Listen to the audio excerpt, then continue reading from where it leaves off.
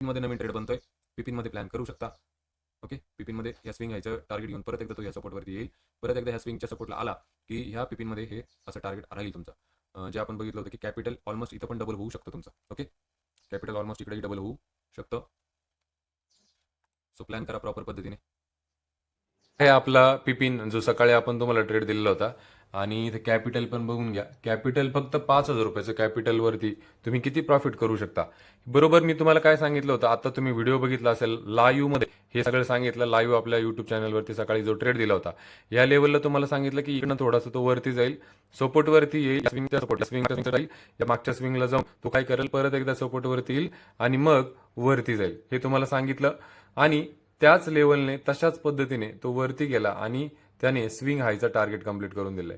आणि या लेवलवरती जर तुम्ही प्रॉफिट अँड लॉसचं बघितलं गेलं तर प्रॉफिट अँड लॉस पण चेक करून घ्या. प्रॉफिट अँड लॉस तुम्हाला इथं बघायला मिळतोय की 880 रुपयाची रिस्क आहे, 5,000 रुपयाचं कॅपिटल आहे. 880 रुपयाची म्हणजे हा स्टॉप लॉस आपला 880 रुपयाच्या ह्या रेड कॅन्डलच्या लोचा आणि ह्या डोजीच्या हायला आपली एंट्री.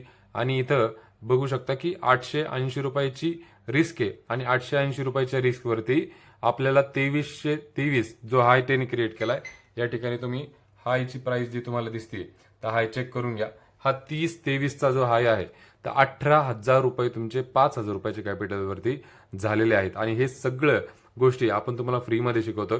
तर त्याकरता काय करायचंय तुम्हाला, तो गोष्टी आपण तुम्हाला अगदी फ्रीमध्ये शिकवतोय. आपल्या